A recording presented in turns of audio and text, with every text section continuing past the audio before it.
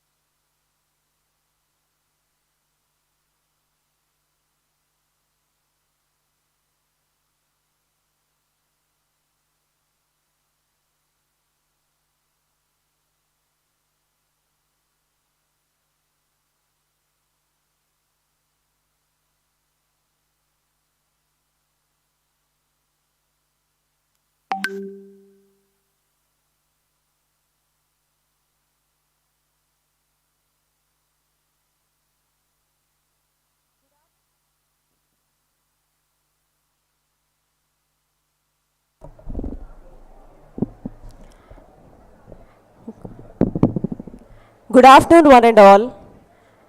Today, we gathered here to create the awareness among the students on environmental sustainability on the eve of International Day on Epidemic Preparedness. We are very honored to have you here, sir, Dr. M.G. Deva Muni Reddy Garu, and our Controller of Examiner, Niranjan Kumar sir, and HOD ma'am of Department of Freshman Engineering Department. Next slide.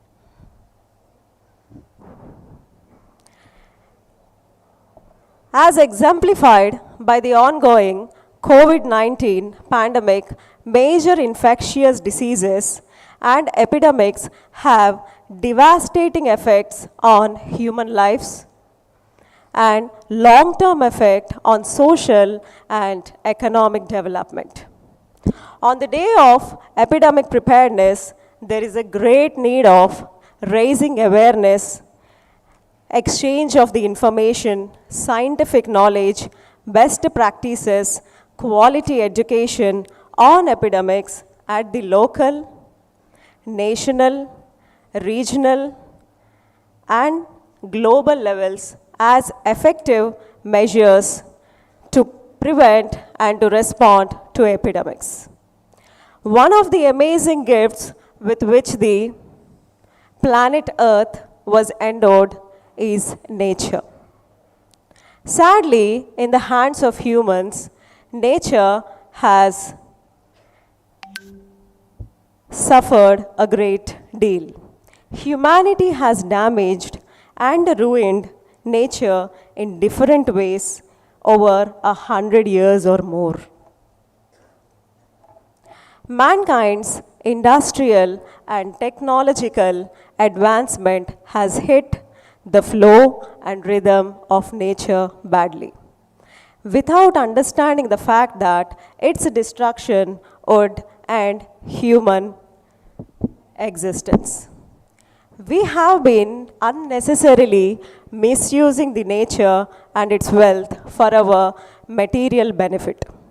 So addressing about the importance of the nature and its beauty and how the nature has been suffered with human interventions will be presented by our first year BTech students with an eye-catching performances. So indulge yourself into the beauty of nature and this atmosphere and brace yourself for a high octane dose of entertainment. I'll hand over the mic to Pavani to start the event with a small talk on classical dance. Thank you.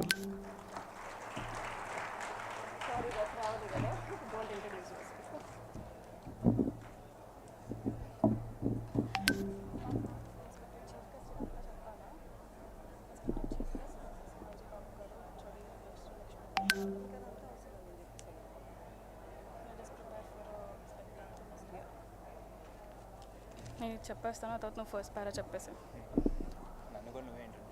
అక్కర్లేదు introduction అంట, introduction అక్కర్లేదంట.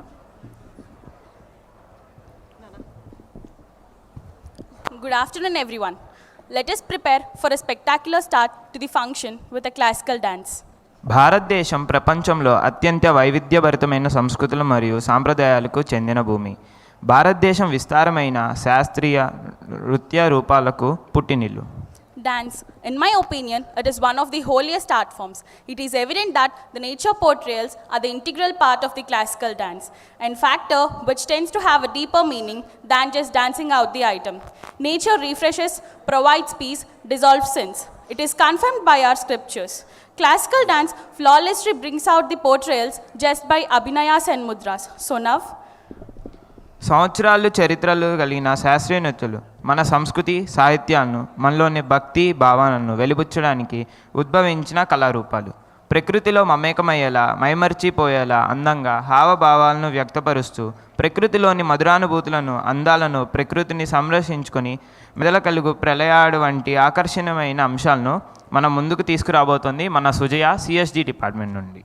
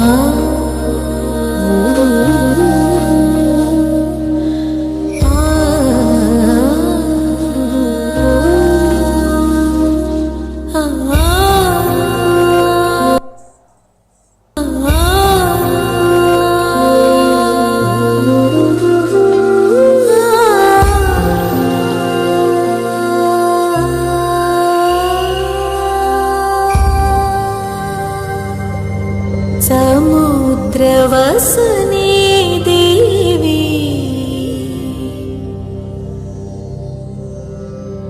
పర్వత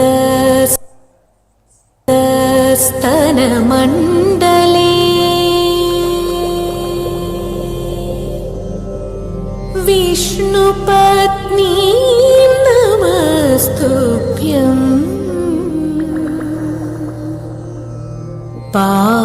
పాదస్పర్శం క్షమస్వ మే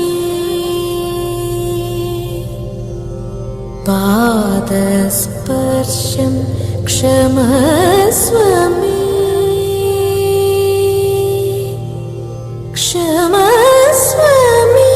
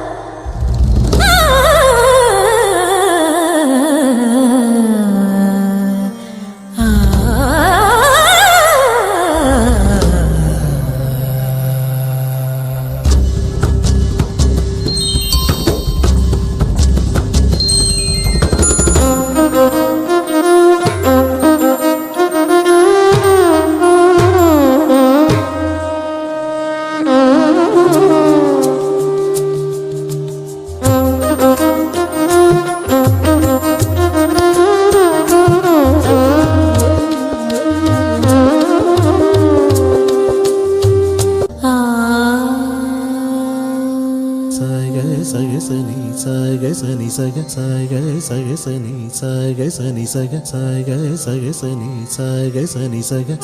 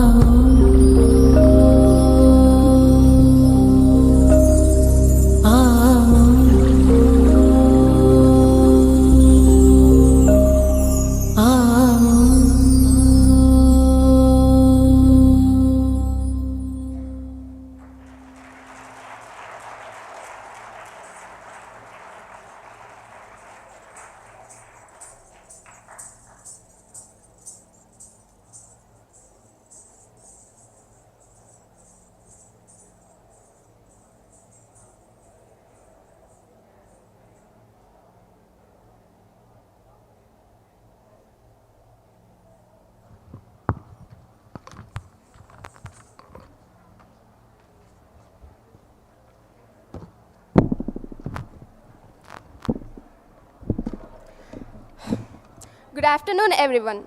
I, Neha and Mehtab are profoundly delighted to take the opportunity to introduce the chief guest for the evening, Dr. Deva Munireddy Garu, for the event. He is native of Pulivendula and has many qualifications to his credit. He was born on 1st June 1972 in an agricultural family and completed his MSc in horticulture and pursued his PhD from Acharya N.G. Ranga Agricultural University, Hyderabad. He is now working as Joint Director of Horticulture, AP Government. He acted as Monitoring Officer to State Horticulture Mission, Rashtriya Krishi Vikas Yojana programs in Telangana districts and acted as Monitoring and Supervisor Officers to overseas. He acted as Airfield Environment Management Committee member to the Rajiv Gandhi International Airport, Hyderabad. He made special efforts in enhancing the area under vegetable cultivation on Rangareddy district by 100%, thereby ensuring supply of vegetable to twin cities. He conducted 76 training programs and virtual conferences on home and terrace gardening to the urban residents of Hyderabad and in other cities. He acted as in charge for parks and greenery development activities in APTIDCO in residency AP state. He visited Israel and Jordan on study tour and participated International Agriculture and Horticulture Trade Fair 2018. Have fair idea of soil and water conservation, specific interest in promoting awareness on latest technologies in agriculture and horticulture, thereby providing better financial status to the farming community and rural youths. It's our privilege to have you as a guest of honor. We request you to have an enlightening speech for our students regarding our event. Please welcome, sir.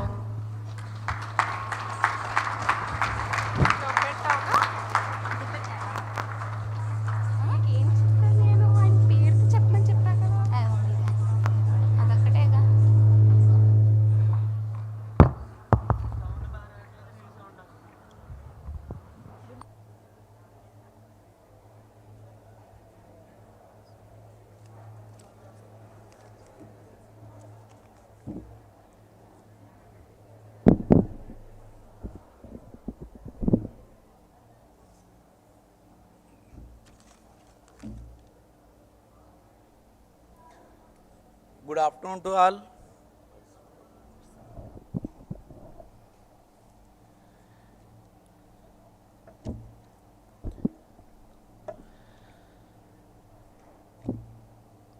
So once again, good afternoon. I, M.G. Deva Munireddy, maybe 20-25 years back, I'm also like you. Student of Acharya N.G. Ranga Agricultural University. I spent almost 12 years in the university as a student as well as a faculty member. So, thanks for giving me the opportunity. The entire team of environmental science, particularly Srimati Preeti, Mr. Niranjan Garu, Controller of Examination, and Srimati Jayalakshmi Garu, HOD, to present some of my views and experience gained in my service. So, thank you, one and all. Next slide.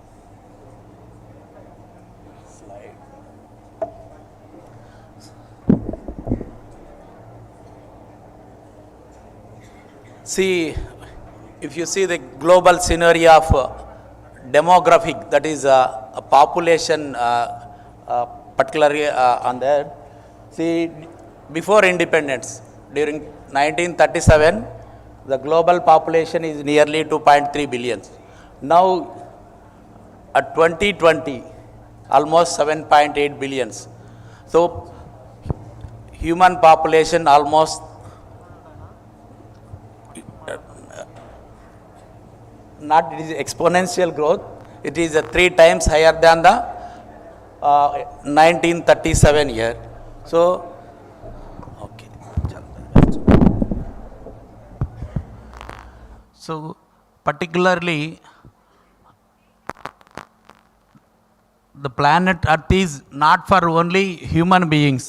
It is for, particularly తెలుగులో చెప్పాలంటే సమస్త జీవకోటికి ఇది ఆధారం. అన్ని జీవరాశులు right from micro organisms to large animals, but human being is the most predominant animal and dominating on all other aspects. Almost most of the population, that animal count, if you count, particularly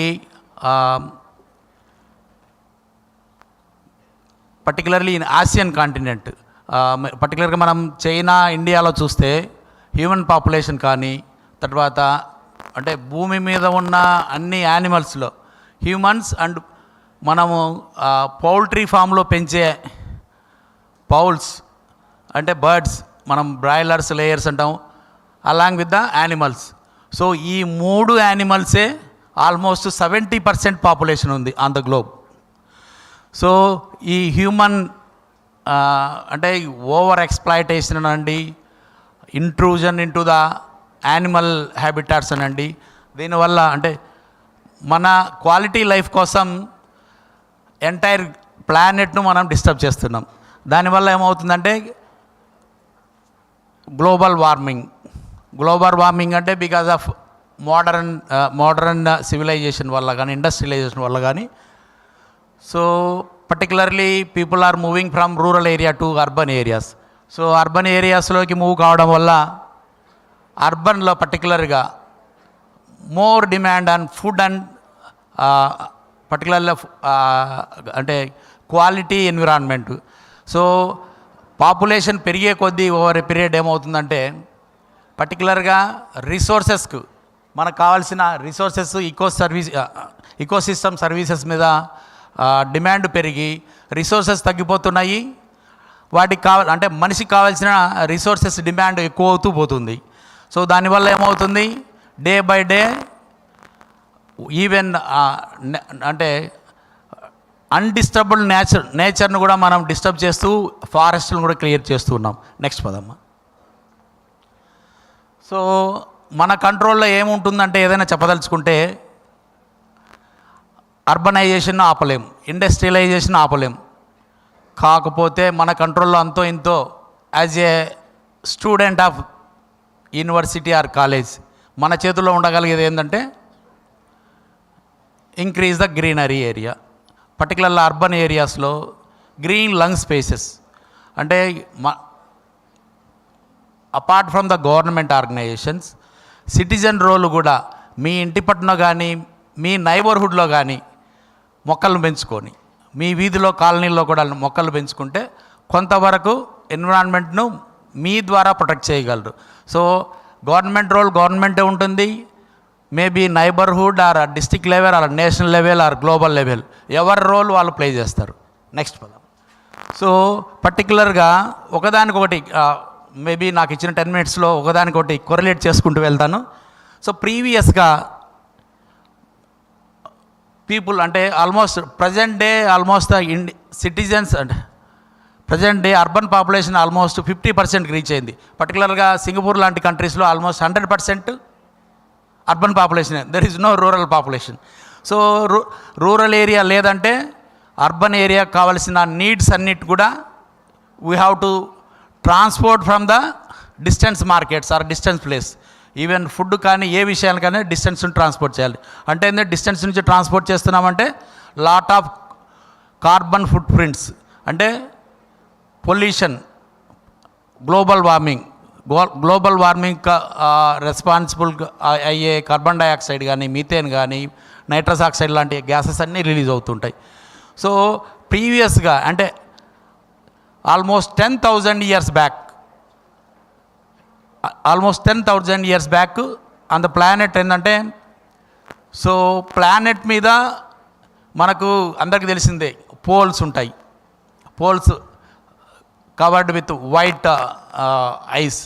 so almost 90% of portable water, that is drinking water, only పోల్స్లోనే ఉంది.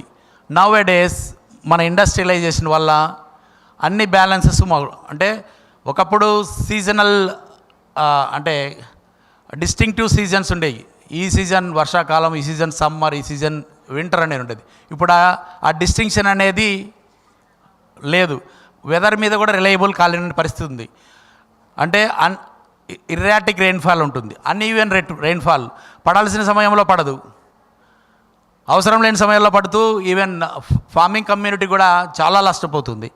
So దానికోసం ఏంటంటే మనం ancient టైంలో ఎలా ఉండారు, ancient టైంలో వాళ్ళ లైఫ్ ఎలా ఉండేదంటే they are harmonious with the నేచర్తో హార్మోనియస్గా ఉన్నారు. ఇప్పటికి కూడా కొన్ని ప్రాంతాల్లో పర్టికులర్గా బ్లూ జోన్స్ అంటారు. బ్లూ జోన్స్ అంటే where the people are living more than అంటే బియాండ్ ఎక్స్పెక్టెడ్ లైఫ్. అంటే పర్టికులర్గా తెలుగులో చెప్పాలంటే శతాధిక వృద్ధులు ఉండే ప్రాంతాన్ని బ్లూ జోన్స్ అంటారు. మన గ్లోబులో 5 లొకేషన్స్లో ఉన్నాయి. వాళ్ళు ఏంటంటే వీలైనంత వరకు నేచర్లోనే ఉంటారు. పర్టికులర్గా విజయవాడ లాంటి సిటీలో ఏంటంటే సిటీలో చిన్న పార్కులు కొంత పార్టే గ్రీనరీ ఉంటుంది. అదే సింగపూర్ లాంటి కంట్రీలో ఎలా ఉంటుందంటే గార్డెన్లో సిటీ ఉంటుంది. In the sense they are living in the nature. So మనం నేచర్తో హార్మోనియస్గా ఉంటే వాళ్ళు అంటే పర్టికులర్గా చెప్పాలంటే వీలైనంత వరకు వాళ్ళు ఓపెన్ స్పేసెస్లో వాళ్ళ టైం అంతా స్పెండ్ చేస్తారు. మనం ఏమైంది either schools or colleges or offices or shops or malls. So everybody ఏదో ఒక ఇండోర్లోనే ఉంటున్నాం. ఇండోర్లో ఉన్నందువల్ల చాలా రకాల ఇష్యూస్ వస్తాయి. అవి కొద్దిగా డిస్కస్ చేద్దాం. సో పర్టికులర్గా 5 లొకేషన్స్లో పాత స్లైడ్స్కి వెళ్ళమ్మా, previous slides. So bus. So even old people 70-80 years people కూడా హెల్దీగా యాక్టివ్గా మూవ్ అవుతారు. సో వాళ్ళకి ఎలాంటి డిజార్డర్స్ పర్టికులర్గా అంటే వయసు పెరిగే కొద్దీ వచ్చే సమస్యలన్నీ ఆల్మోస్ట్ వాళ్ళకి ఎలాంటి సమస్యలు ఉండవు. వాటితో పాటుగా వాళ్ళంతా ఉమ్మడి కుటుంబాల్లోనూ ఉంటారు. వీలైనంత వరకు వెజీస్ మేబీ అంటే ధాన్యపు గింజలు కానీ నట్స్ కానీ, సో వీలైనంత వరకు వెజిటేరియన్ని ప్రిఫర్ చేస్తారు. ఫిజికల్ యాక్టివిటీ ఎక్కువ ఉంటుంది. Maybe gardening or farming or trekking ఇలాంటి యాక్టివిటీస్ ఉంటాయి. వీలైనంత వరకు అలాంటి పాపులేషన్ ఎక్కడ ఉంటుందంటే సీ కోస్ట్కు దగ్గర ఉంటుంది.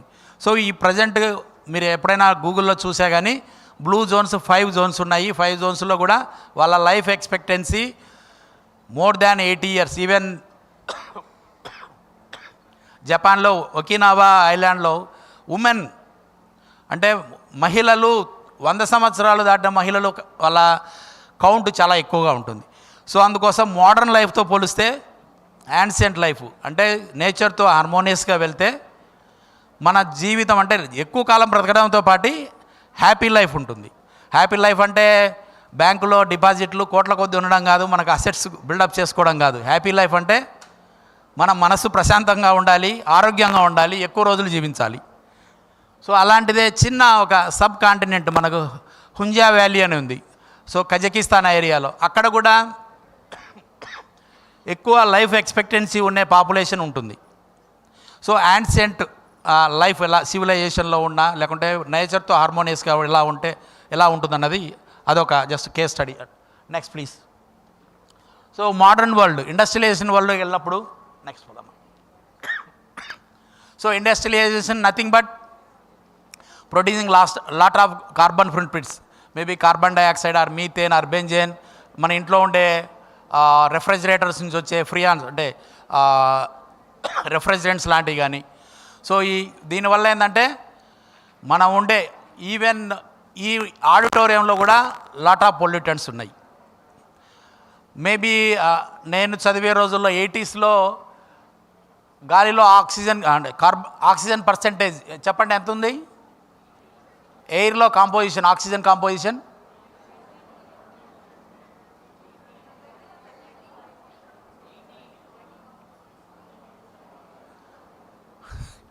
People are not confident enough. ఎంత ఉందమ్మా? Carbon dioxide 0.03. అది అవన్నీ రికార్డ్స్ మళ్ళీ మార్చుకోవాలి.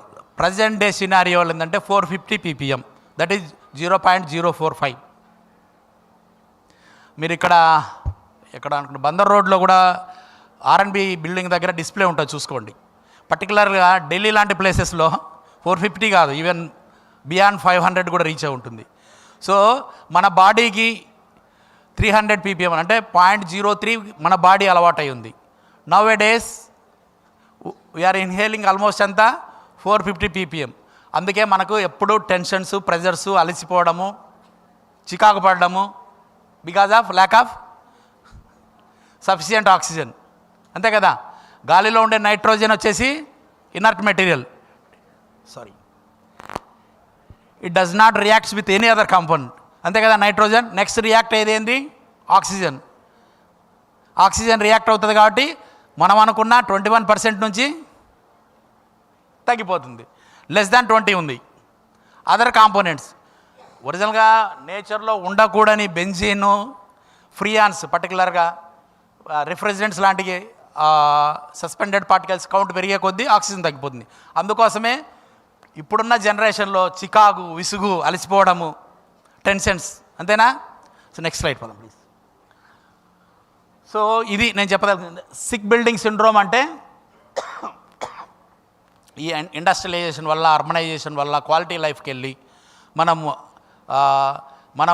అంటే ఎక్కడైతే మనం టైం స్పెండ్ చేస్తున్నామో, పర్టికులర్గా ఈ ఆడిటోరియం కానీ, కాలేజ్ కానీ, classrooms or offices or shops అని, మనకు తెలియని సస్పెండెడ్ పార్టికల్స్ ఎయిర్లో ఉన్నాయి. అంటే ఇందులో మనకు ఉండాల్సిన 21% ఆక్సిజన్ లేదు. అర్థమైంది కదా. సో మనకు కనిపించకపోతూ ఈ ఆడిటోరియం ఇనీషియల్గా అంటే స్టార్టింగ్లో వాల్స్ మీద కానీ పెయింట్స్ వాడింటారు. 1 week 10 days మనకు బాగా మన స్మెల్ చేసే అంత క్వాంటిటీ ఉంటుంది. ఈవెన్ ప్లాస్టర్ ఆఫ్ ప్యారిస్ కానీ లేకుంటే ఫ్లోర్ క్లీనింగ్ ఏజెంట్స్ ఉంటాయి కదా, డే బై డే ఏమవుతుంది? తగ్గుతుంది. తర్వాత ఇక్కడ ఏసీలు రన్ అవుతున్నాయంటే రిఫ్రిజిరెంట్స్, ఓకేనా. తర్వాత పబ్లిక్ అడ్రసింగ్ సిస్టమ్ ఉంది, ఇక్కడ నుంచి కూడా సమ్ హీట్ జనరేట్ అవుతుంది. అంటే ఆక్సిజన్ తక్కువ ఉంది కాబట్టి స్ట్రెస్ ఎక్కువ ఉంటుంది. అందుకోసం మీ యంగ్ జనరేషన్కి నేను చెప్పేది అంటే try to spend in the open spaces, maybe in rural areas or అంటే నెలలో 2-3 రోజులు రూరల్ ఏరియాకి వెళ్ళినామో ఓపెన్ స్పేసెస్లో, పబ్లిక్ పార్క్స్ ఆర్ ఎనీవేర్ వెళ్ళినందువల్ల ఏంటంటే కనీసం ఆ టైంలోనన్నా కొంత మీరు ఫ్రెష్ ఆక్సిజన్ పీల్చుకునేదానికి వస్తుంది. సో నెక్స్ట్ పద లైవ్ ఎగ్జాంపుల్. ఎక్కడెక్కడ నుంచి మనకు ఈ పొల్యూటెంట్స్ రిలీజ్ అవుతాయంటే అక్కడ చూడండి, వాల్స్ మీద ఉండే పెయింటింగ్స్ ఉంటాయి, డోర్ ఫిట్టింగ్స్ పెయింట్స్ వాడతారు, అంటే మన ప్యానల్స్ కూడా పెయింటింగ్సే. ఫర్నిచర్ నుంచి కూడా కెమికల్స్ వస్తాయి, because termite proof, moisture proof చేస్తారు కాబట్టి chemicals obviously they have to treat with the chemicals. తర్వాత కంప్యూటర్స్ నుంచి రిలీజ్ అవుతాయి. సో ఈ పొల్యూటెంట్స్ అన్నీ మన బాడీలో ఏదో ఒక పార్ట్ మీద, maybe on brain or neurological system or intestinal system, skin మీద ఏదో ఒక పార్ట్ మీద వర్క్ చేస్తూనే ఉంటుంది. అందుకోసమే మనకు తెలియని కౌంటు. ఇప్పుడు క్యాన్సరస్ డిసీజెస్ ఎక్కువ ఎందుకు ఉంటున్నాయంటే we are living in the chemicals. Maybe మీ స్మెల్ లేకుంటే మీ జ్ఞానేంద్రియాలు గుర్తించకపోవచ్చు, కానీ మన ఎయిర్లోనూ మన ఉండే ఫిజికల్ కాంటాక్ట్లో అక్కడెక్కడో ఉంటున్నాయి. So try to avoid chemicals. నా జనరేషన్ కానీ నా ప్రీవియస్ జనరేషన్ కానీ ఇప్పుడు మీ టీచర్స్ అలాంటి జనరేషన్ అంతా కూడా న్యాచురల్ రిసోర్సెస్, పంచభూతాలు అందరికీ తెలిసిందే కదా. 5 ఎలిమెంట్స్ ఆఫ్ పంచభూతాలు ఏవి చెప్పండి?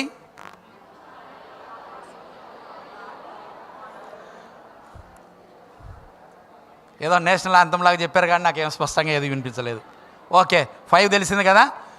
5 పంచభూతాలు అంటే రిసోర్సెస్, సహజ వనరులను. అవన్నీ ఓవర్ ఎక్స్ప్లాయిటెడ్, మా జనరేషన్ కానీ మా ప్రీవియస్ జనరేషన్ కానీ. ఇప్పుడు ఏదన్నా రిసోర్సెస్ వాడుకుంటున్నామంటే మీ జనరేషన్ నెక్స్ట్ జనరేషన్కి అడ్వాన్స్గా లోన్గా వాడుకుంటున్నాం. భవిష్యత్తులో నేను చదివే రోజుల్లో కూడా ఎక్కడంటే అక్కడ వాటర్ తాగలిగే వాళ్ళం. 70sలో ఓపెన్ స్పేసెస్లో కూడా వాటర్ తాగలిగే వాళ్ళం. ఎయిర్ చాలా ఫ్రీగా వచ్చేది. ఇప్పుడు ఎయిర్ కండిషన్స్ కావాల్సిందే, ఫ్యాన్లు కావాల్సిందే, వాటర్ ప్యాకేజ్డ్ వాటర్, అంతే కదా. ప్రతి ఒక్కటి ఇప్పుడు on payment basis only. So రిసోర్సెస్ను ఓవర్ ఎక్స్ప్లాయిట్ చేశాము. వాటర్ వర్చువల్గా మీకు కనిపించవచ్చు, ఆ వాటర్ ఏది పోర్టబుల్ కాదు, యూజబుల్ కాదు, because of lot of pollution, urban కానీ ఇండస్ట్రియల్ పొల్యూషన్, ఏ పొల్యూషన్ వల్ల. సో మన బాడీ మీద సైడ్ ఎఫెక్ట్స్ ఉంటూనే ఉన్నాయి. అంతో ఇంత మనం చేయగలది ఏంటి? మన చేతుల్లో ఉండేది కాస్త మొక్కలు పెంచుకోండి. మేబీ ఈరోజు టాపిక్ సంబంధించిన అంటే పాండమిక్ ప్రిపేర్డ్నెస్లో ఒక పార్టే, కానీ నేను అంతా టాపిక్ కవర్ చేయట్లేదు. ఓకేనా, నెక్స్ట్ ప్లీజ్. సో తర్వాత వర్చువల్ వాటర్ అంటాం. Virtual water in the sense ఏంటంటే water required to produce a product. Virtual water suppose అవన్నీ నేను అంటే ఇంటర్నేషనల్ పేపర్లో తీసుకున్నాను కాబట్టి పౌండ్స్లోను గ్యాలన్స్లోను మెన్షన్ చేస్తున్నాను, నాట్ ఇన్ కేజెస్. సో ఒక gallon of orange juice produce చేయాలంటే 272 గ్యాలన్స్ ఆఫ్ వాటర్ కావాలి. అంటే వ్యవసాయంలో సపోజ్ ఒక పౌండ్ వడ్లు పండించాలంటే 200 గ్యాలన్స్ వాటర్ కావాలి. అదే మీరు కిందికి వెళ్ళండి, నాన్ వెజిటేరియన్ లాంటిది, maybe beef, maybe or mutton లాంటిది, అంటే సో 1 పౌండ్కి 200 గ్యాలన్స్ ప్యాడీకి అవసరమైతే, అదే నాన్ వెజిటేరియన్కి 1500. Even particular a pound of బటర్కి 3600 గ్యాలన్స్ కావాల్సి వస్తుంది. అంటే వర్చువల్ వాటర్ అంటే మనం ఒక ప్రోడక్ట్ తయారు చేసుకోవాలన్నా, ప్రొడక్షన్ చేయాలన్నా వాటర్ రిక్వైర్మెంట్ ఎక్కువ. అదే వెజిటబుల్స్ కానీ వెజ్జీస్ కానీ ప్లాంట్ ప్రోడక్ట్స్కు వాటర్ రిక్వైర్మెంట్ తక్కువ. వాటర్ రిక్వైర్మెంట్ తక్కువ అందంటే మనం ఎక్స్ప్లాయిటేషన్ తక్కువగా చేస్తాము. ఎక్స్ప్లాయిటేషన్ తక్కువ చేస్తాం కాబట్టి న్యాచురల్ రిసోర్సెస్ ఫ్యూచర్ జనరేషన్కు మనం అందించగలిగే వాళ్ళం అవుతాం. అర్థమైందిగా. అట్లాగే పర్టికులర్గా లాస్ట్ ఐటమ్ చూడండి, ఏ పెయిర్ ఆఫ్ జీన్స్ అంటే ఓన్లీ జీన్స్ డైరెక్ట్గా అదే మనం ఒరిజిన్ గ్రాన్యూల్స్ ప్లాస్టిక్ మెటీరియల్తో మనం పెట్రోలియం ప్రోడక్ట్స్ తయారు చేయం. కాటన్ నుంచి తర్వాత డిఫరెంట్ స్టేజెస్లో క్లాత్గా మారుతుంది, తర్వాత స్టేజ్లో. సో ఒక పెయిర్ ఆఫ్ జీన్స్ తయారు చేయాలంటే ఆల్మోస్ట్ 2866 గ్యాలన్స్ ఆఫ్ వాటర్ కావాలి. ఈ వర్చువల్ వాటర్ ఇంత మనం అంటే నాన్ వెజిటేరియన్ ప్రోడక్ట్స్కి వెళ్తే వీఆర్ అంటే ఇది nothing but criminal wastage of natural resources. నేను చెప్పబోయే ఉద్దేశం ఏంటంటే వీలైనంత వరకు నేను నాట్ అగైనెస్ట్ నాన్ వెజిటేరియన్స్, వీలైనంత వరకు అవాయిడ్ చేయండి. హెల్తీ అంటే క్వాలిటీ లైఫ్ కావాలి, మన లైఫ్ లాంగివిటీ కావాలి, మన హెల్త్ చాలా ప్రాపర్గా ఉండాలంటే, సేఫ్టీ ఫుడ్ కావాలంటే వీలైనంత వరకు వెజిటేరియన్ డైట్కి అలవాటు చేసుకోండి. సో మా జనరేషన్స్ ఎంజాయ్ చేసిన న్యాచురల్ రిసోర్సెస్ మీకు లేవు. మీ తర్వాత వచ్చే జనరేషన్స్కి ఆల్మోస్ట్ న్యాచురల్ రిసోర్సెస్ ఫ్రీగా దొరక్కపోవచ్చు. ఓకేనా. సో మీకు ఇలాంటి ఇన్ఫర్మేషన్ నెట్లోకి వెళ్తే బోర్డు దొరుకుతుంది. హౌ టు అంటే measures to combat the environment. So board దొరుకుతాయి. అందుకోసం ఏంటంటే ఏ వెబ్సైట్లో జస్ట్ టైప్ చేసినా మీకు ఫస్ట్ వచ్చే పాయింట్ అదే, రెడ్యూస్, రీయూజ్, రీసైకిల్. ఏ ప్రోడక్ట్నైనా సరే వీలైనంత వరకు లోకల్గా దొరికే మెటీరియలే కొన్నారనుకోండి, ట్రాన్సిట్లో మనకు ఓవర్ హెడ్ కాస్ట్ పెరగడంతో పాటు వాటికి ట్రాన్స్పోర్ట్ చేయాల్సినందుకు చాలా అంటే కార్బన్ ఫుట్ ప్రింట్స్ అంటే కార్బన్ డైఆక్సైడ్ కానీ లేకుంటే కార్బన్కి సంబంధించిన చాలా ఎలిమెంట్స్ మనం ఎయిర్లోనూ వదులుతాము, తర్వాత సాయిల్లోనూ వదులుతాం. సో నేను చెప్పిన ఉద్దేశం ఏంటి, ఇలాంటి ఐటమ్స్ ఎందుకు కొరిలేట్ చేస్తున్నారంటే మనం నేచర్తో హార్మోనియస్గా ఉంటే క్వాలిటీ లైఫ్ ఉంటుంది, మనకు లాంగివిటీ ఉంటుంది. నేచర్కి అగైనెస్ట్గా ఓన్లీ రూమ్లలోనే మనం రెస్ట్రిక్ట్ అయి ఉంటే, ఎప్పుడు మొబైల్ ఫోను ల్యాప్టాప్ రెస్ట్రిక్ట్ అయితే అన్ని రకాల డిజార్డర్స్ వస్తాయి. మీకు లైఫ్ ఎక్స్పెక్టెన్సీ ఇప్పుడు అంతా చెప్పుకుంటే 78 80 ఉంటుందా, ఉండకపోవచ్చు భవిష్యత్తులో. సో మీ ఫ్యూచర్ జనరేషన్ నలుగురికి ఆదర్శంగా నిలవాలని కోరుకుంటూ, సో నాకు ఇచ్చిన అవకాశానికి మేనేజ్మెంట్ అందరికీ ధన్యవాదాలు చెప్తున్నాను. Thank you very much.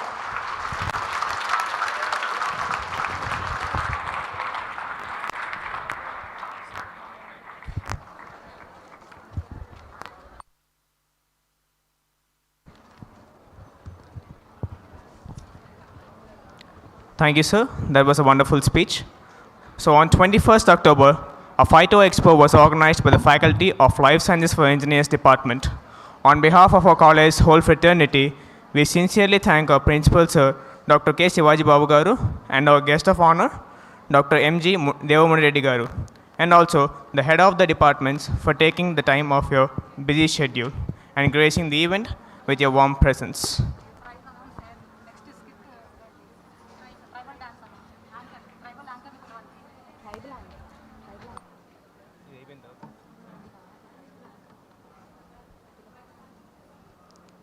We invite the anchors for the tribal dance.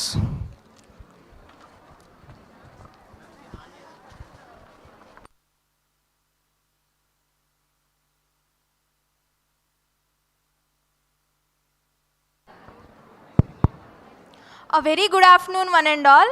I am Aisha Sultana of CSD. I am feeling immense pleasure to give the welcoming speech for the tribal dance performance, which is by our freshman engineering department students. India gives its utmost importance to the cultural heritage. It gives most of the importance to the people's tribal beliefs and cultures. India can boast a vast population belonging to various cultures and traditions. The majority of this population belongs to the hilly and forest regions. Many of the tribal and dance forms are originated from Assam. So now, hold on your breath. Let me welcome onto the stage the performers of the tribal dance from CSD, CSM, Civil and Mechanical. Thank you.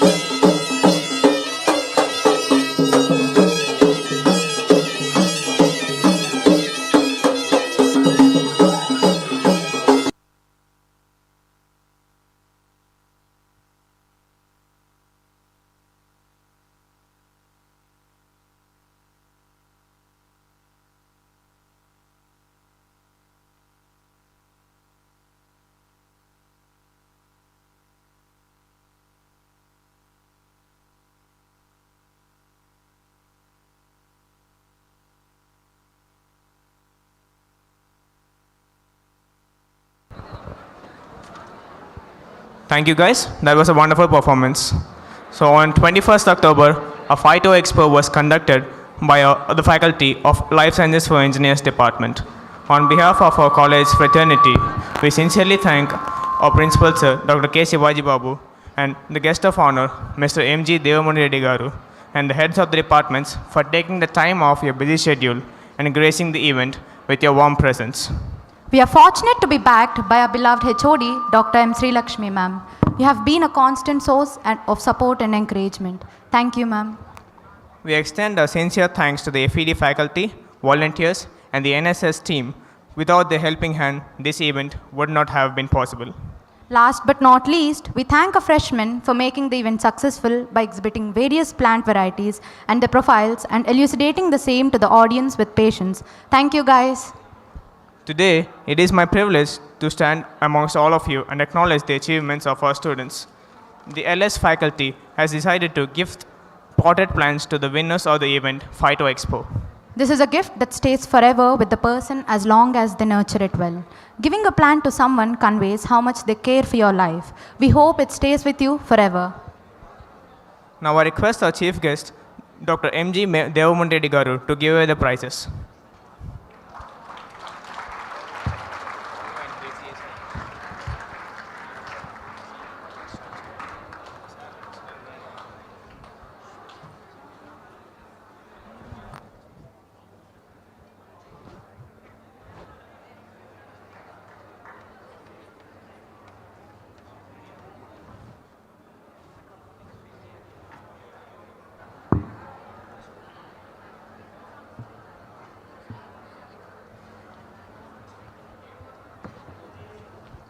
From Civil Engineering Department, the first prize goes to Mr. D. Tanuj.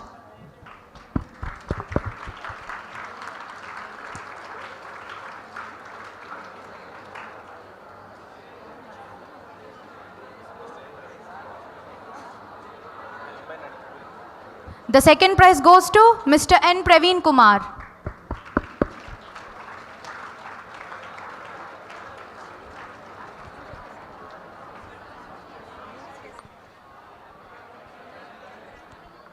From CSE 1 department, for first prize goes to Ms. Hafsa.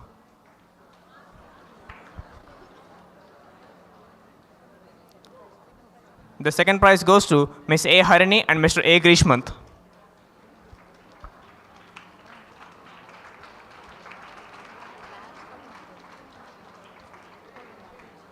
The third prize goes to Mr. B. Praveen Naik.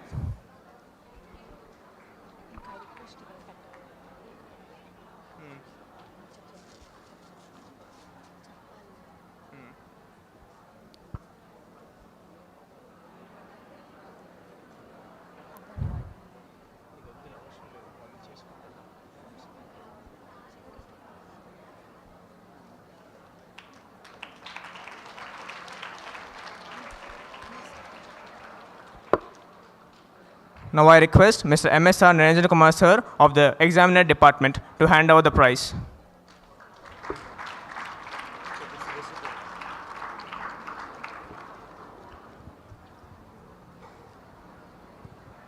From CSE 2 department, the first prize goes to Ms. M. Manvita.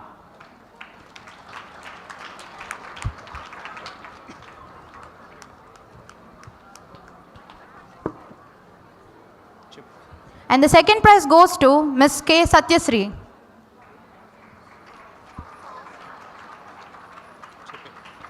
And the third prize goes to Ms. L. Svetasri.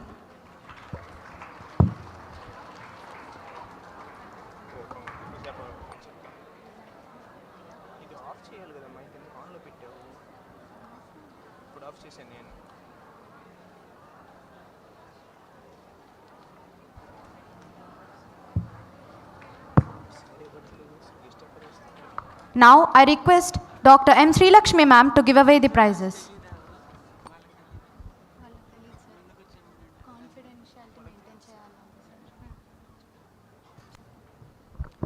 From CSE 3 department, the first prize goes to Ms. S.K. Seema Jabin.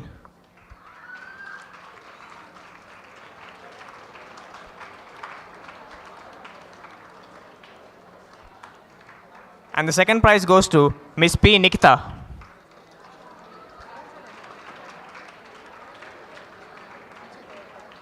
The third prize goes to Mr. T. Revant.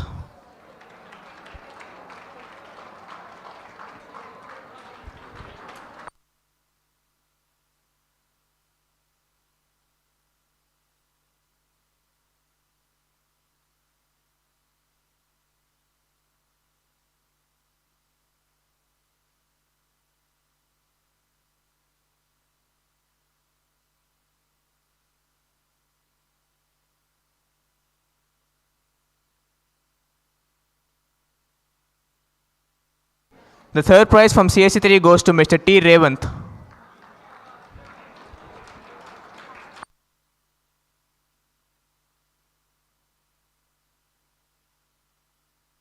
Thank you, sir. Thank you, everyone.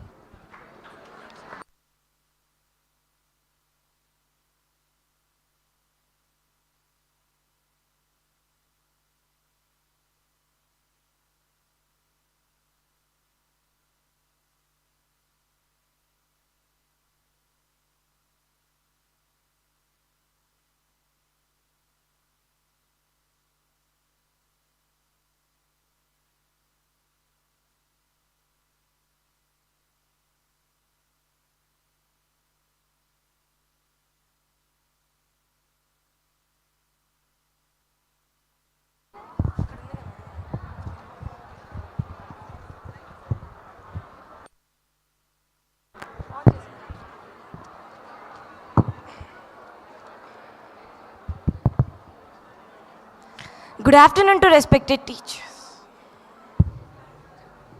Good afternoon to respected teachers and all my dear friends. I am Harshita from EC Department Section 2. I am going to give a brief talk on environmental discipline. Discipline is a practice of self-control. Discipline will help us to resist temptations, delay gratification, and help them to tolerate the discomfort needed to achieve goals in their lives. Discipline is to be practiced not only in the college, but also on roads, discipline towards nature, discipline in using nature's resources management such as land, water, soil, plants, and animals. Let's watch a wonderful skit on the grief caused to nature with human intervention and how nature rejuvenates itself with little change in human ideology, help them to performed by my tolerate the friends from discomfort ECE needed Civil to and Mechanical Department. Thank you.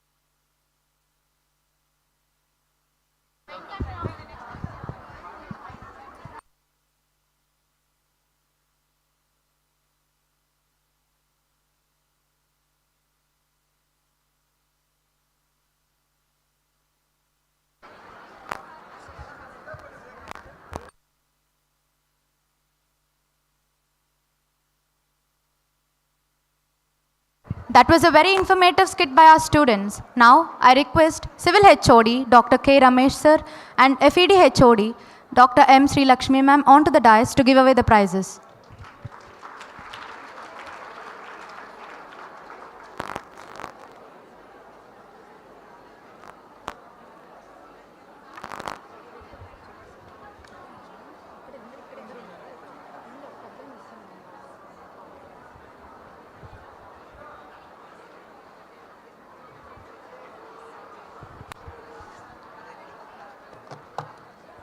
From CSD department, the first prize goes to Ms. C.H. Sri Bhanu.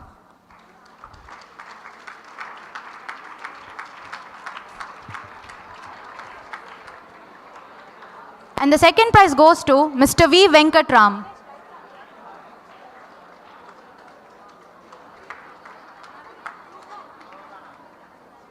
And the third prize goes to Ms. J. Tanusha Lahari.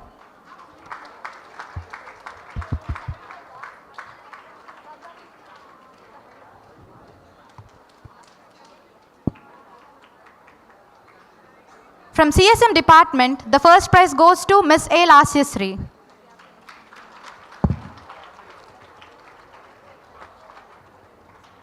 The second prize goes to Ms. D. Varshini.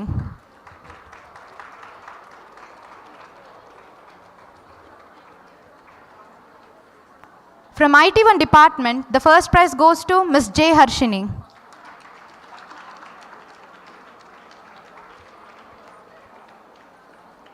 And the second prize goes to Ms. C.H. Gayatri Ritika Sai.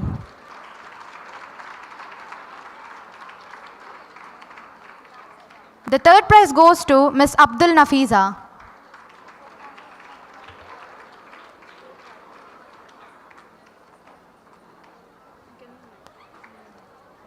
From IT2 department, the first prize goes to Ms. N. Lakshmi Srilasya.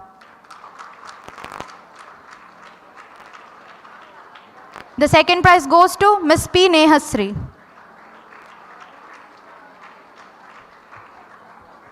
And the third prize goes to Ms. Y. Lalita Devi.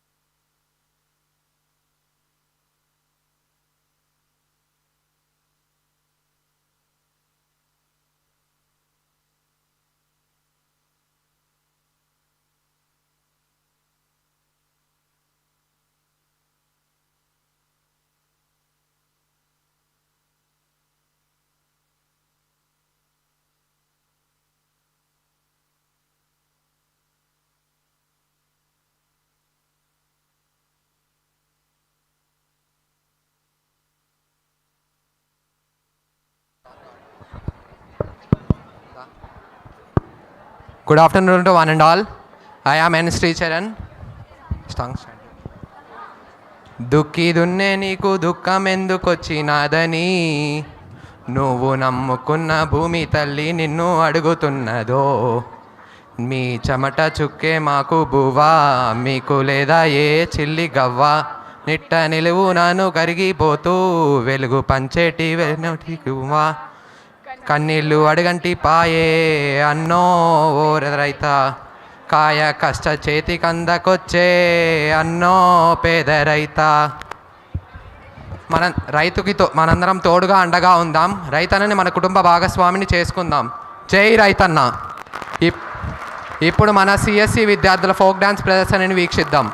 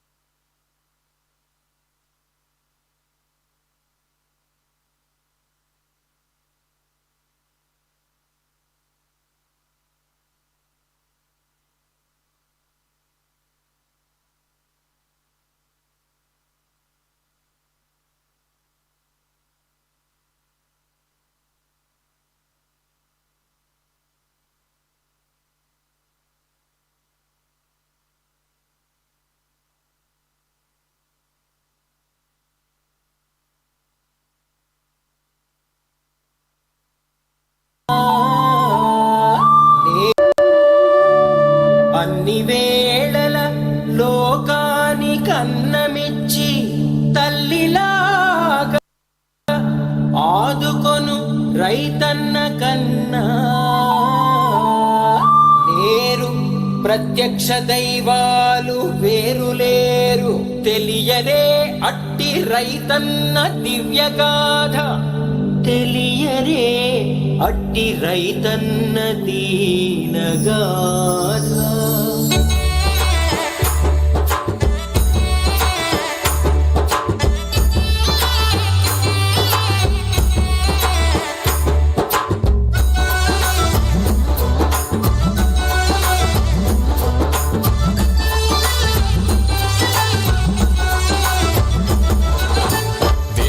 పిలిచెను తూర్పు మెరిసెను, చీకటి నిలువక పరుగులు తీసెను. వేకువ పిలిచెను తూర్పు మెరిసెను, చీకటి నిలువక పరుగులు తీసెను. కోడి కూతతో పల్లె పల్లెలో కిలకిల నవ్వుల కళకళ విరిసెను. నాగలి పట్టర ఊరన్నా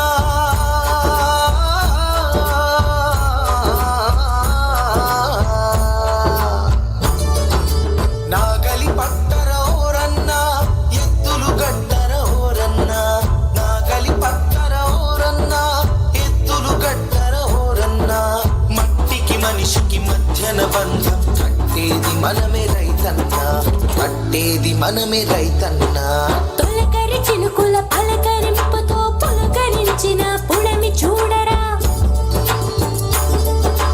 నేల తల్లి మన నేల పిలిచినది వేల జీవుల ఆకలి తీర్చగా. ఉరకలు వేసే కోడెల కదిపి అరకల దున్ని మెరకలు తడిపి కట్లు కట్టరా నాట్లు పెట్టగా పుట్లు పుట్లుగా మడులు పండగా.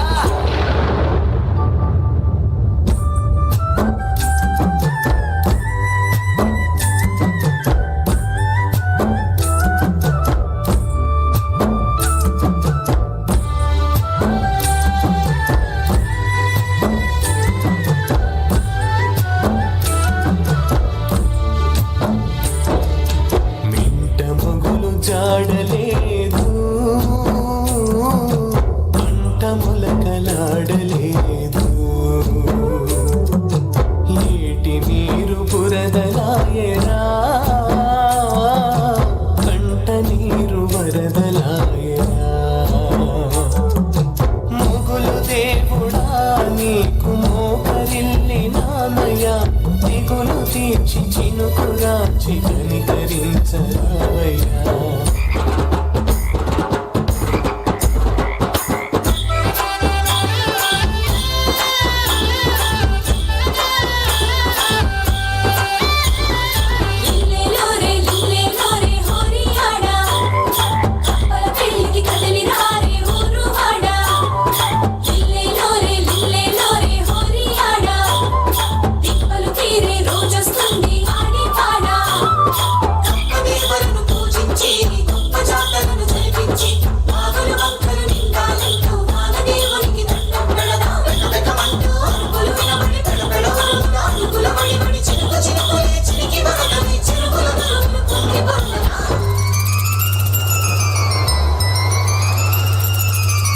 వాన వాన వల్లప్ప వాలుగ పొంగెను సెలయేరే.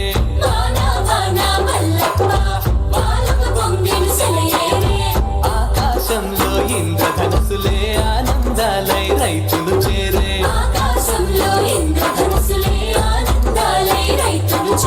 కాలువలయో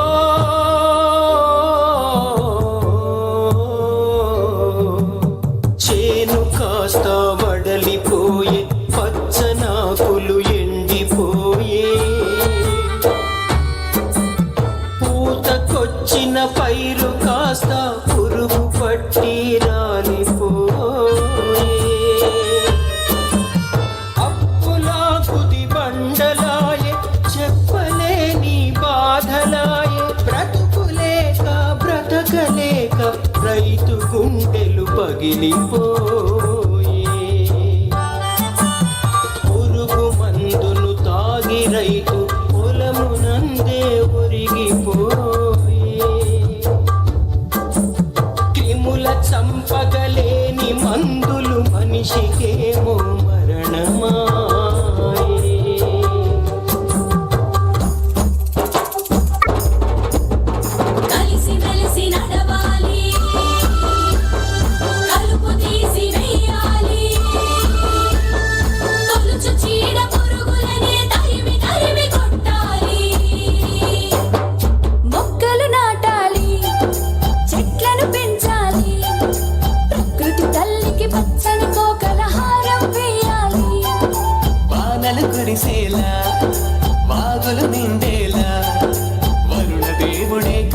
చూపే పనులను చేయాలి. ప్రాజెక్టులు కట్టి నీటిని వడిపట్టి పొలాల గుండెల పొలాలు పండగ చేయాలి, పండగ చేయాలి. రైతే జాతికి చెలగని చరిత, రైతే ఈ లోకానికి భవిత.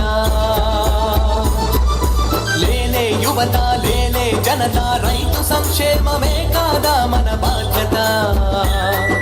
వందనమన్నా రైతన్న, వందనమన్నా రైతన్న, వందనమన్నా రైతన్న, వందనమన్నా రైతన్న, వందనమన్నా వందనమన్నా రైతన్న, వందనమన్నా రైతన్న, వందనమన్నా రైతన్న, వందనమన్నా రైతన్న.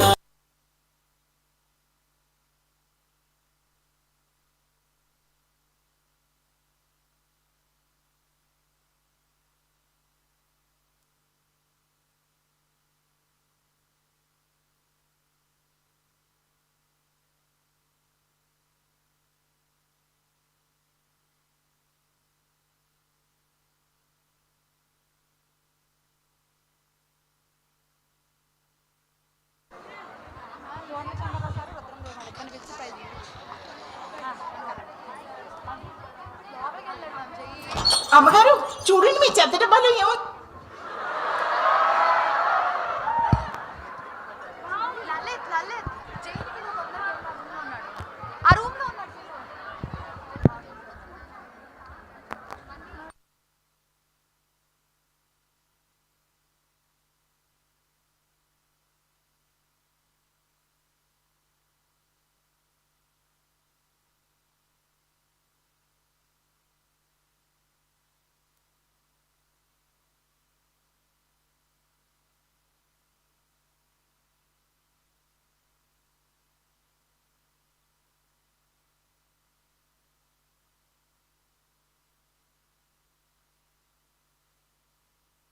Temperature stabilize.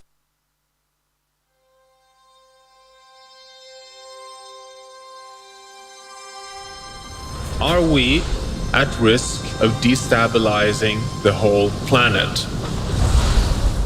Recent discoveries made by scientists studying the ways in which our planet works are surely of the greatest importance for all of us. Their insights are deeply troubling. Nonetheless, they also give us hope because they show us how we can fix things. Johan Rockström has focused on what keeps our planet stable. What he and his colleagues around the world have discovered is perhaps the most important scientific insight of our times. This comes from ice core data, and I think that this is the most important graph we have today. The graph is a revelation. It shows global temperature variability over the past 100,000 years since the first appearance of modern humans. We were jumping between plus minus 10 degrees Celsius in a decade. We had, to put it simple, a rough time. What's critical is that the temperature stabilized just 10,000 years ago. Geologists have given this period of stability its own special name. It's called the Holocene. The Holocene is remarkable. It is a warm period where the planet's global mean temperature varies between just plus minus 1 degree Celsius during the entire period. The Holocene's stable temperatures gave us a stable planet. Sea levels stabilized. For the first time, we had predictable seasons and reliable weather. This stability was fundamental. For the first time, civilization was possible and humanity wasted no time in taking advantage. The Holocene is the only state of the planet we know for certain can support the modern world as we know it. But we have just left the Holocene behind. The exponential rise in human pressures on planet Earth has now reached a stage where we have now created our own geological epoch. We are now in the Anthropocene, the age of humans, because we now are the primary drivers of change on planet Earth. It's just a mind-boggling situation to be in. For the first time, we have to seriously consider the risk of destabilizing the entire planet. There is a danger that we have already crossed the boundary in Earth's climate. The most alarming evidence of this is in the change of our planet's ice. Having two caps of permanent ice in the Arctic and in Antarctica is the very precondition for the planet to stay in the state that has enabled us to develop civilizations as we know it. A permanent white surface like what we can see around us here is reflecting back 90-95% of incoming heat from the sun. When these ice sheets start melting, you can come to a point where the ice sheets tip over from being self-cooling to becoming self-warming. And that is the most dramatic tipping point in the Earth system. A tipping point is a point beyond which a change becomes irreversible. So in the current climate, Greenland is already beyond its threshold, where it's now losing 10,000 cubic meters of ice per second. That's the average loss rate. Now, that loss rate will only continue as the climate heats up. So, is Greenland lost? Evidently it is. The drama here is that one characteristic of tipping points is that once you've pressed the on button, you cannot stop it. It takes over, it's too late. It's not like you could say, oops, now I realize I didn't want to melt the Greenland ice sheet. Let's back off. Then it's too late. The important point to make here is that everything in the Earth system is connected. If one part of the climate system crosses its tipping point, then that might make it more likely for other parts of the system to also cross their critical threshold. So you can think of this in terms of dominoes. If you tip one of them over, then this might lead to a cascading effect. When we cross tipping points, we unleash irreversible changes. That would mean that the planet will go from our best friends, a position where it dampens and reduces the stress, sucking up carbon dioxide, taking up heat, absorbing impacts, and tipping over to a point where it could self-reinforce warming and become a foe. In 1988, we passed 350 parts per million of carbon dioxide in Earth's atmosphere. This was the moment we crossed the boundary. Ever since then, we've been at risk of triggering changes that lead to runaway warming. Right now, we've reached a point of carbon dioxide concentration in the atmosphere of roughly 415 parts per million. We're starting to see the impacts of being in the middle of the danger zone in the climate boundary in terms of rising frequency of droughts and heat waves and floods and accelerated melting of ice and accelerated thawing of permafrost and higher frequency of forest fires. Today, our assessment is that the uncertainty range in science lies between 350 ppm, which is the boundary between the safe zone and entering the danger zone, up to 450 ppm, which is when you exit the danger zone and go into really high-risk zone. If we enter the high-risk zone, irreversible tipping points become highly likely, if not inevitable. And this is a conservative estimate, given that the signs of tipping points are all around us now. We are fast approaching a major tipping point in one of the planet's largest remaining wildernesses, the Amazon. Large parts of the rainforest are drying out. As the forest is reduced and fragmented, its ability to recycle water and generate rain into the dry season is diminished.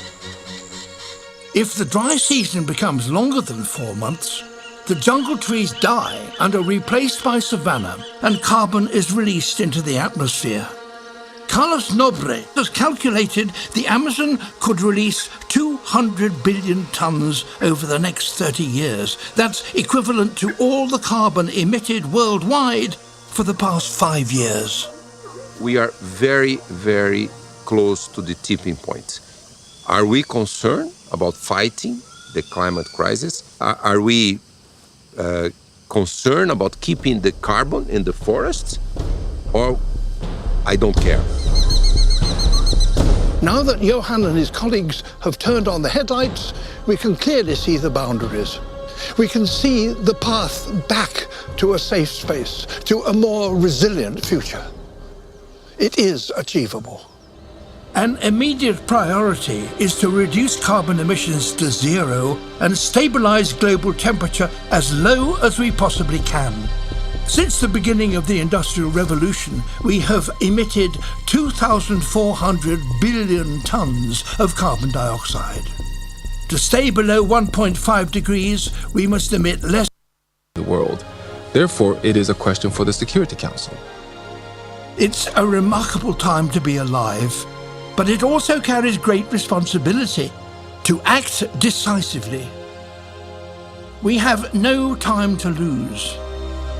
We still have a chance. The window is still open for us to have a future for humanity. That, I think, is the beauty of where we are today.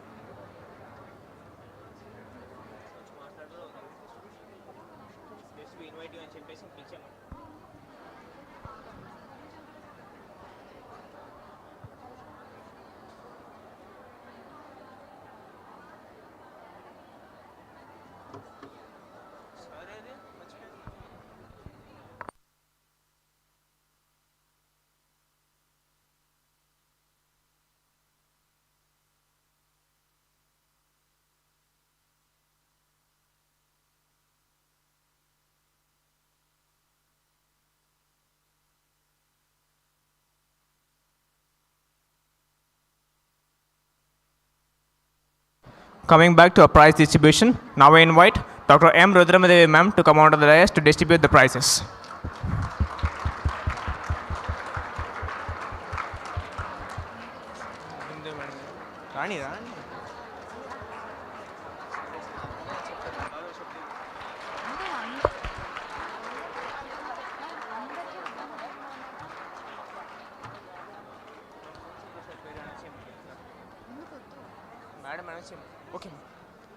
We invite Dr. A. Ponchandra sir to come onto the dais to distribute the prizes.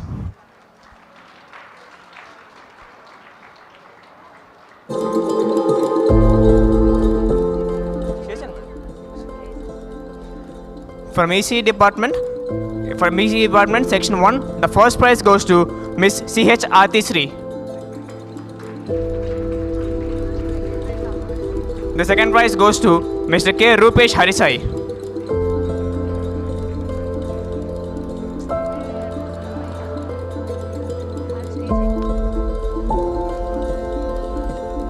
The third prize goes to Mr. D. Sai Balaji Reddy.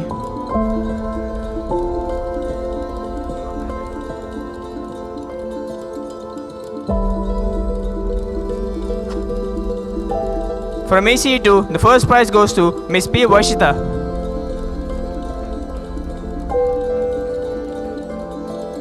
And the second prize goes to Miss M. Venkat Harichandana.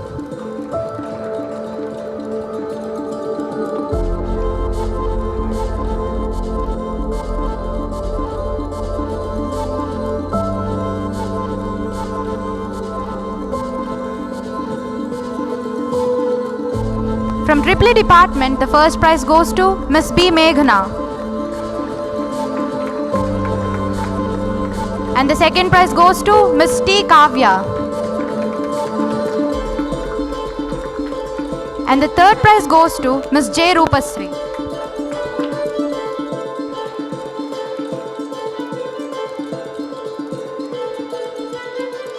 From the mechanical engineering department, the first prize goes to Mr. C.H. Rajesh.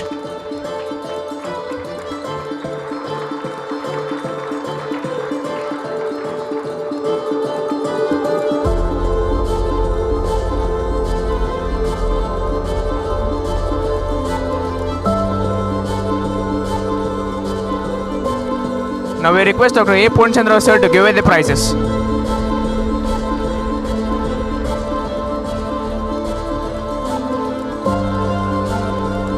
The second prize goes to Mr. U. Kiran from Mechanical Engineering Department.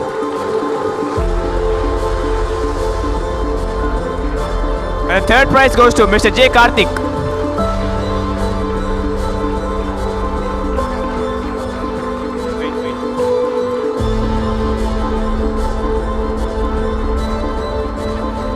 Congratulations to all the winners. Thank you.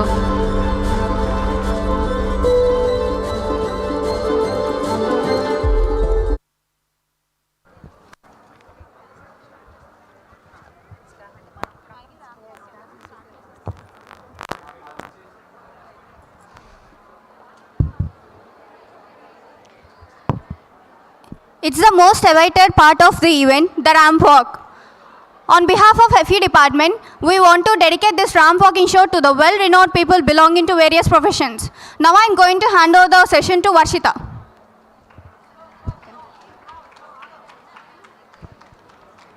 రైతులే మన సమాజానికి వెన్నెముక. మనం తినే ఆహారాన్ని అందచేసేవారు. ఫలితంగా దేశంలోని మొత్తం జనాభా రైతులపైనే ఆధారపడి ఉంది. అది చిన్న దేశమైనా, పెద్ద దేశమైనా, అతి పెద్ద దేశమైనా. చివరగా మన దేశంలో పెరుగుతున్న జనాభాను చూసి మన దేశంలోని రైతులకు సహాయం చేయడానికి మనం చొరవ తీసుకోవాలి. ఉద్యోగికి సెలవొచ్చినా, కంపెనీలకు తాళం పడినా, ప్రభుత్వాలే స్తంభించినా, ఆగిన ప్రపంచాన్ని నడిపించేందుకు పరిగెత్తేవాడే మన రైతన్న. నా స్నేహితులు చేసే ఈ అద్భుతమైన ప్రదర్శనాన్ని మన రైతన్నలకు అంకితం చేద్దాము.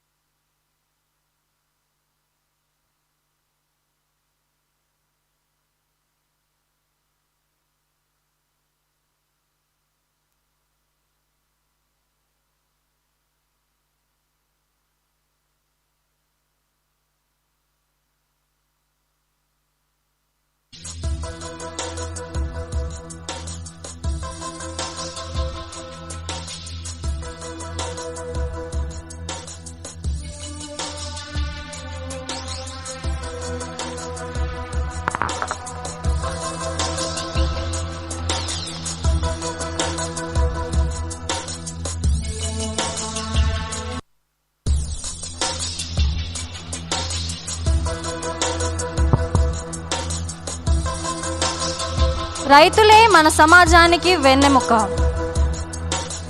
మనం తినే ఆహారాన్ని అందచేసేవారు. ఫలితంగా దేశంలోని మొత్తం జనాభా రైతులపైనే ఆధారపడి ఉంది. అది చిన్న దేశమైనా, పెద్ద దేశమైనా, అతి పెద్ద దేశమైనా. చివరగా మన దేశంలో పెరుగుతున్న జనాభాను చూసి మన దేశంలోని రైతులకు సహాయం చేయడానికి మనం చొరవ తీసుకోవాలి.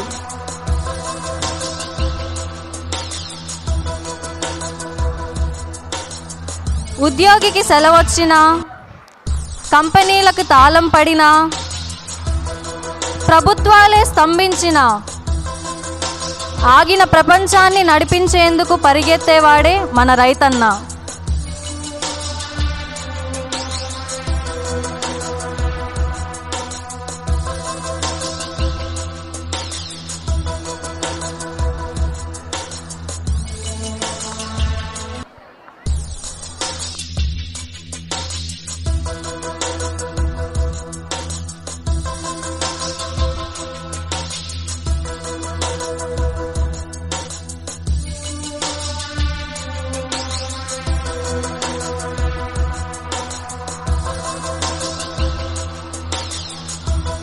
నా స్నేహితులు చేసిన ఈ అద్భుతమైన ప్రదర్శనాన్ని మన రైతన్నలకు అంకితం చేద్దాం.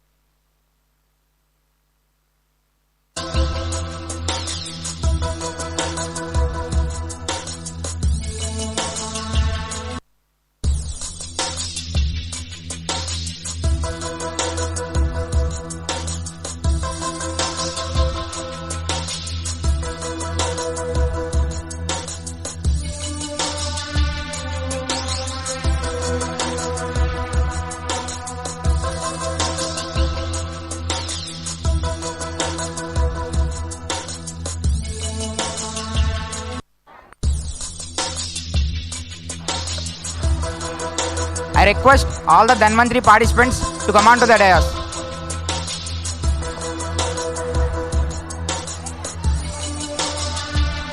I request all the Dhanvantri participants to come on to the dais.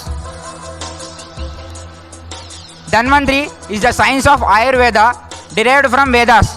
It is believed that the god of Ayurveda is given to us by the doctors of gods. Dhanvantri gives clear guidance for lifestyle and nutrition, which all fit within the frameworks of dharma.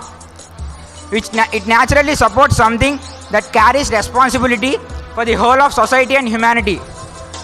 Dhanvantri helps in all possible aspects to preserve a healthy environment and support nature. In keeping our water, our nature, our forests, our cities and our air, in short, our whole life, as clean, as pure as possible.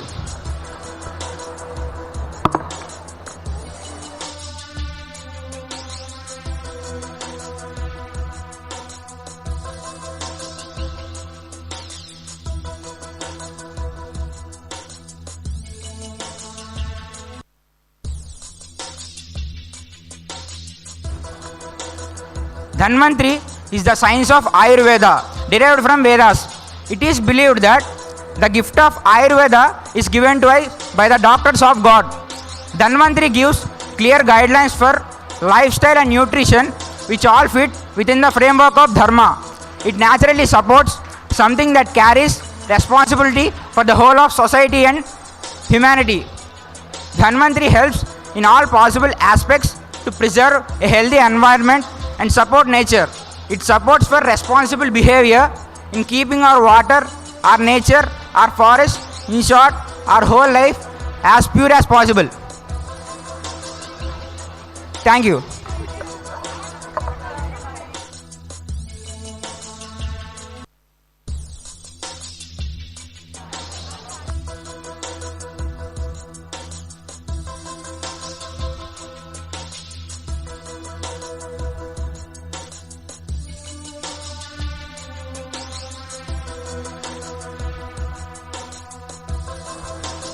I request all the Haridas participants to come on to the dais.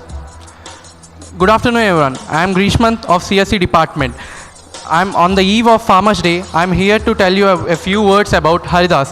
Haridas is considered as a symbol of our culture and tradition. He looked unique with Akshay Patra on his head and a music instrument in his hand saying Harilo Ranga Hari, which is considered auspicious by the villagers. He goes from house to house asking for Bhiksha.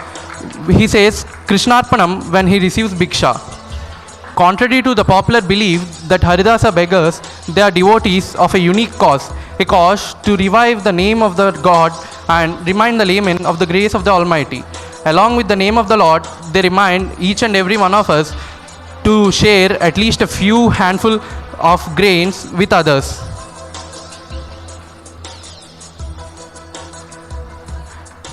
Thank you. Give them a big round of applause.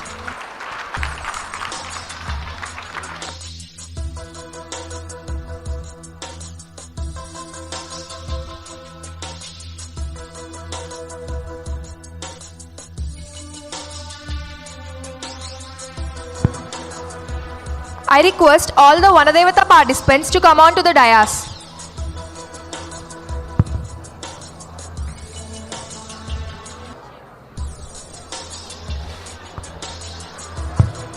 Vanadevata Aranyani, the soul of forest, is filled with mysterious elements of enchanting beauty and unknown wisdom. One of the earliest forms of worship among humans was the worship of nature, animals, water, wind and sun. Plants and jungles also have held a special place in human life across continents and civilizations. Aranyani describes as being elusive, fond of glance in the jungle and fearless of remote places. She wanders so far from the fringe of civilization without becoming afraid. This defines luxury as being able to create a positive impact at every touch point. Thank you.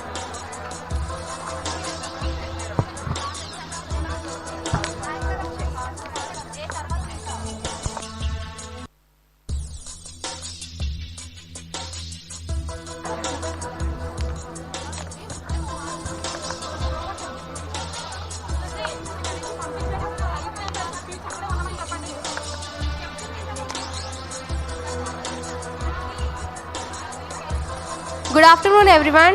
I am Lakshmi Chaitanya from AAA department. I invite all Sodamas to come on to this dais. Fortune telling has been practically for many million years.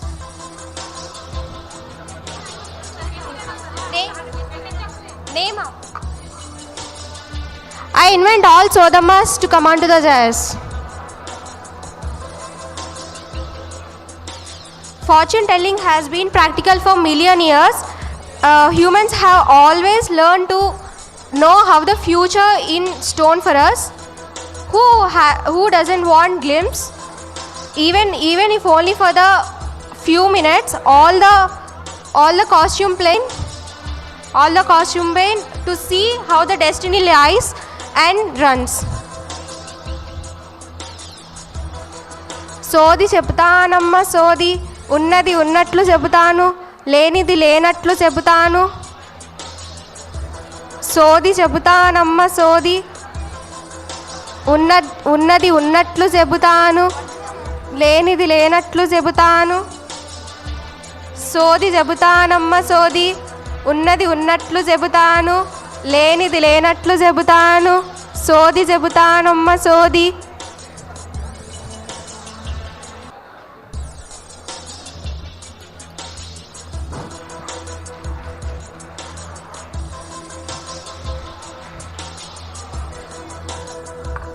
సోది చెప్తానమ్మ సోది, ఉన్నది ఉన్నట్టు చెప్తానమ్మ సోది.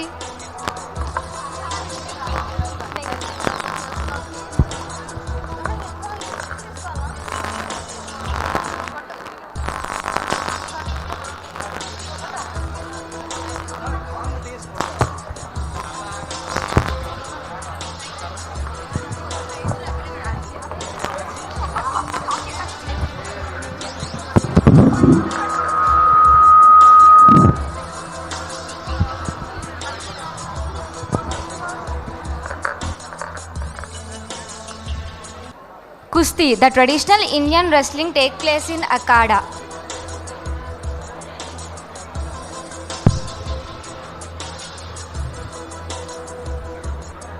Kusti, the traditional Indian wrestling take place in Akhada. This is a very popular sport in India as well as in neighboring countries. One of the most famous practitioners of Pahalwan is the great Gama.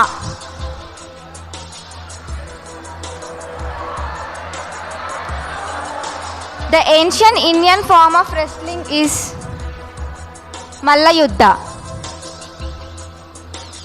We dedicate this show to all the Pahalwans.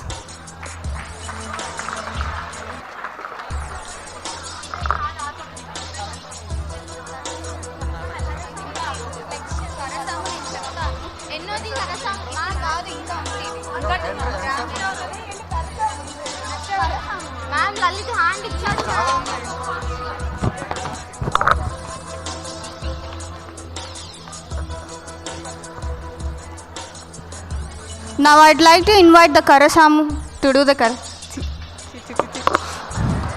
The age-old traditional martial art, which is said to have originated in Andhra Pradesh and spread to other parts of India.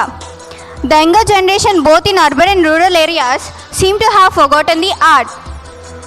Karasamu can be potent defense for women. A single stick in one hand or one stick in both hands is all that she needs to keep the intruders at bay while defending herself. So, on this event, let's commemorate the old tradition Karasamu performed by our energetic boys.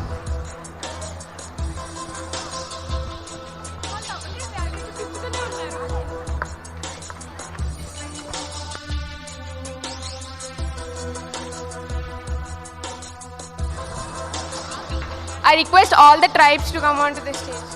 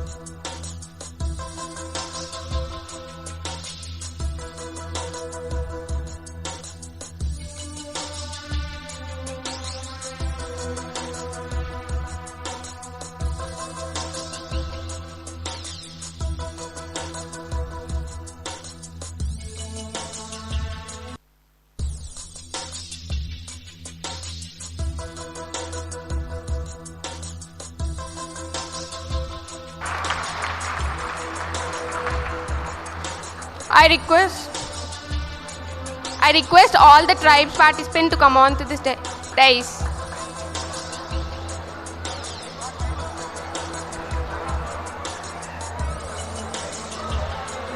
దట్టమైన అడవులు, ఎత్తైన కొండలు, స్వచ్ఛమైన సెలయేళ్ళు, పక్షుల కిలకిలా రావాలు, పచ్చని సోయగాలు, ప్రకృతి ఓడే ఆవాసంగా, వన్యప్రాణుల సహవాసం మధ్య శతాబ్దాల సంస్కృతులకు గుర్తుగా నిలుస్తున్నారు అడవి బిడ్డలు. తరాలు మారిన కట్టుబాట్లు, ఆచార వ్యవహారాలు, ఆహార అలవాట్లలో ప్రత్యేక శైలితో ముందుకు సాగుతున్నారు. వారి అలవాట్లు, వ్యవహార శైలిని అపురూపంగా కాపాడుతున్నారు. మన సహ విద్యార్థులు చేసే ఈ ప్రదర్శన చూసి అడవి బిడ్డలను గుర్తు తెచ్చుకుందాం.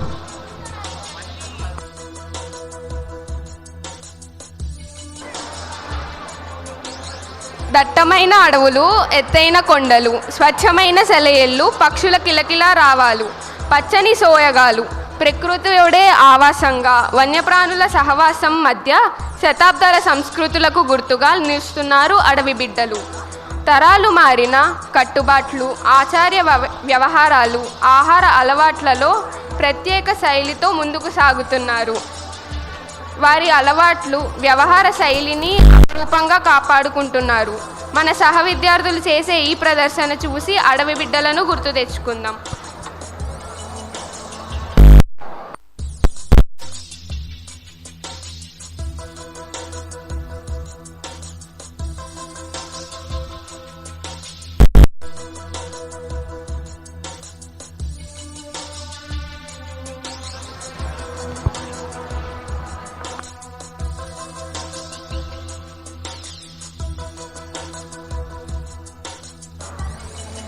Good afternoon everyone, myself Monishree from CSC department. I invite all the fishermen participants to come up onto the dais.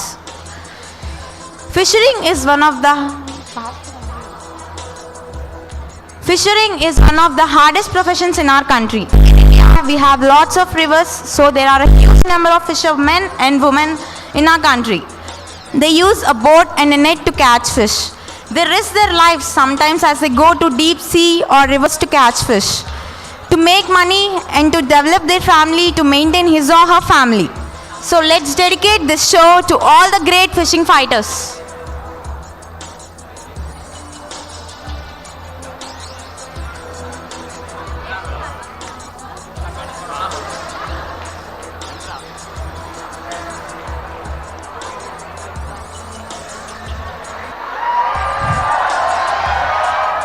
They risk their life sometimes as they go to the deep sea or rivers to make money to maintain his or her family.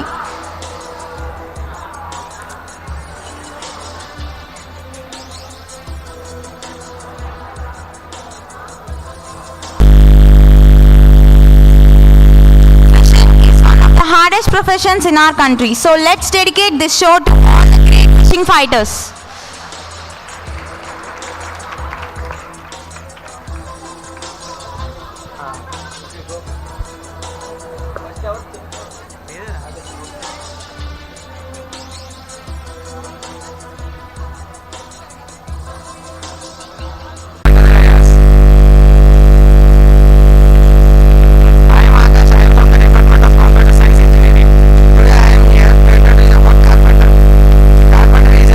Who works with wood.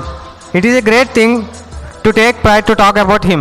He is honest, clever and hardworking in making good and solid things. He is the one who makes furniture for us and decorate our houses. He makes many things for us for our comfort. He lives a hard life. I devote his hard work with a ramp show performed by my friend.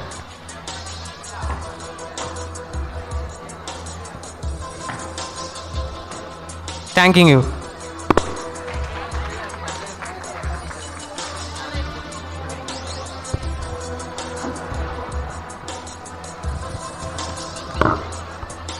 Let's invite the forest guard onto the dais.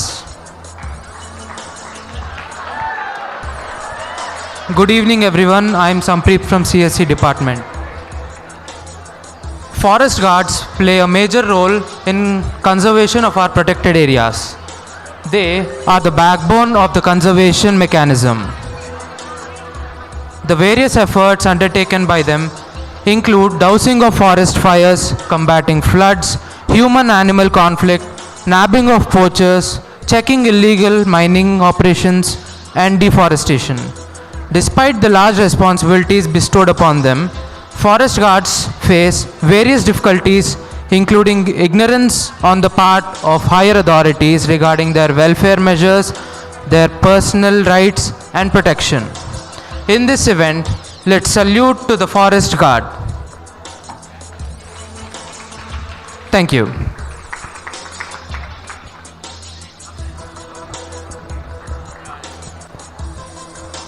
A farmer is a person engaged in agriculture, raising living organisms for food or raw materials. A farmer might own the farmland or might work as a laborer on land owned by others. In most developed economies, a farmer is usually a farm owner, while employees of the farm are known as farm workers. However, in other old definitions, a farmer was a person who promotes or improves the growth of plants, lands, or crops, or raises animals by labor and attention.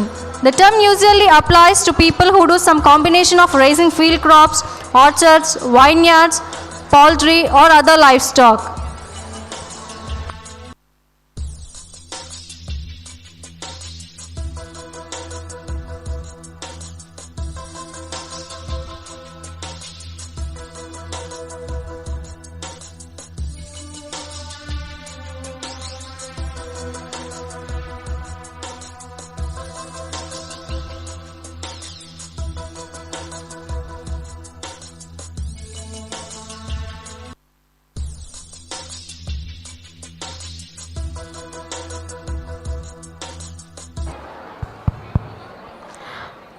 I request all the ramp walk participants to come onto the dais.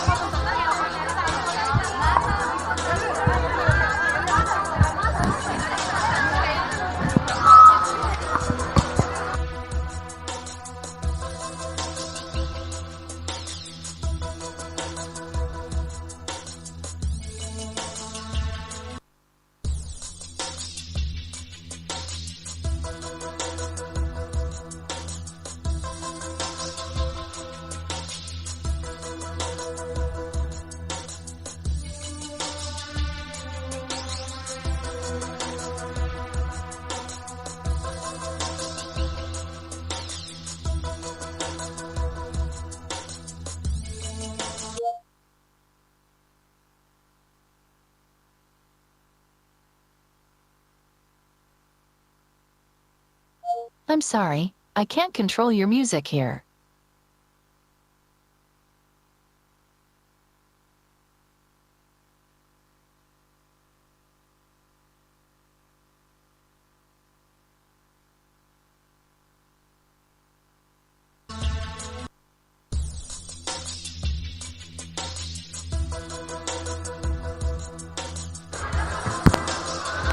Now I request Dr. Preeti Rangamani ma'am to give vote of thanks for the event.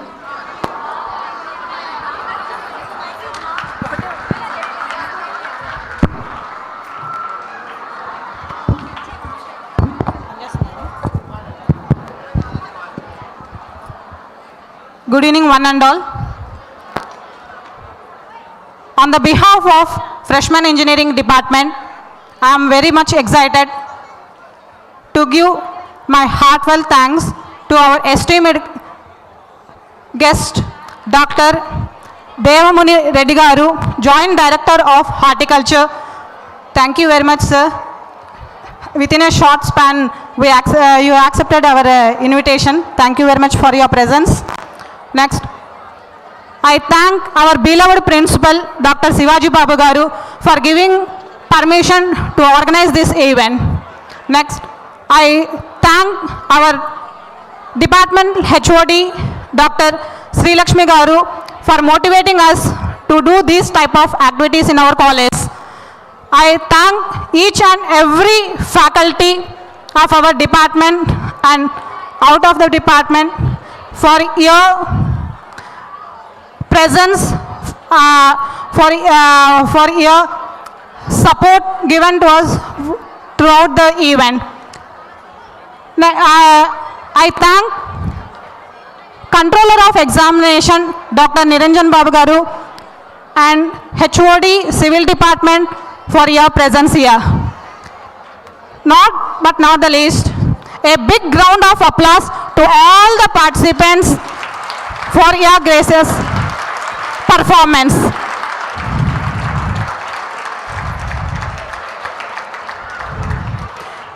I thank all the technical supporters for this event. I thank press and photographers, NCC units, NSS people, every service unit for your support given for our program. Thank you one and all.